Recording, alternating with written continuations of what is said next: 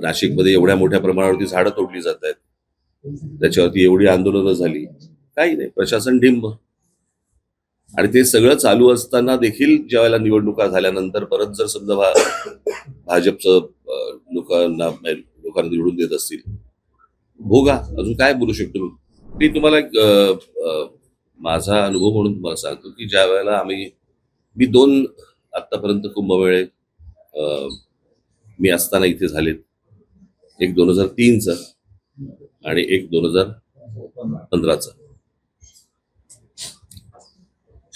2003चा कोणाला आठवत पण नसेल, 2015 बद्दल आपण बोलू.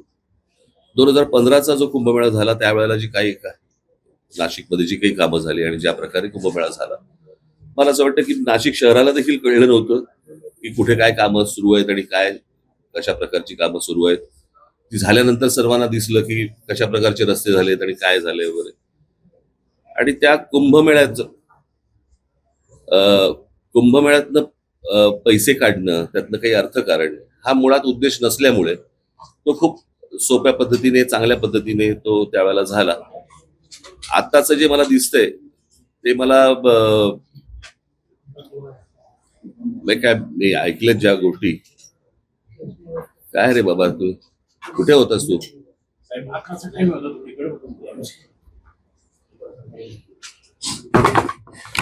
सर आता राहू दे बस.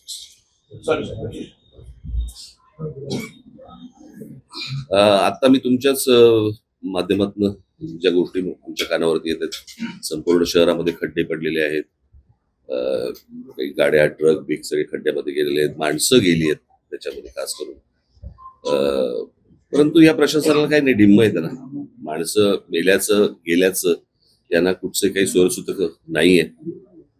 आणि बस आपली त्या सगळ्या भागातनं, म्हणजे त्या सगळ्या कामातनं कमिशन कशी मिळतील हाच फक्त एक सगळ्यात महत्वाचा भाग आहे.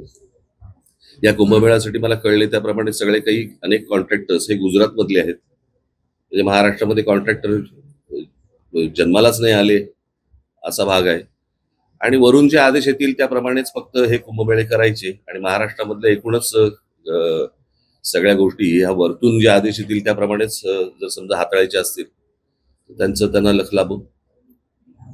दुर्दैव आहे, मला वाईट या गोष्टीचं वाटतं. इतकं सुंदर त्यावेळेला आम्ही नाशिक केलं होतं, त्याची सगळी दुर्दशा बघून वाईट वाटतं. म्हणजे ते बोटॅनिकल गार्डन असेल किंवा माननीय बाळासाहेबांच्या नावाने केलेलं म्युझियम असेल किंवा अनेक गोष्टी ज्या त्यावेळेला केल्या होत्या, त्या सगळ्या गोष्टींची बस दुसऱ्याने केलंय म्हणून त्याची वाट लावायची. मला काल का परवाच मी हा प्रश्न विचारला की त्या स्मार्ट सिटीज काय झालं, त्या स्मार्ट सिटीचं कुठे गेलं? त्या स्मार्ट सिटी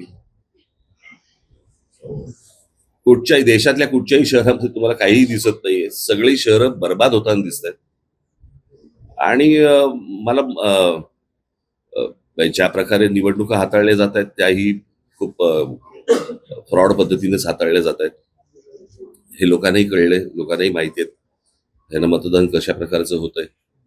परंतु जे काही करतायत मतदान, त्यांनी या गोष्टींचा विचार केला पाहिजे.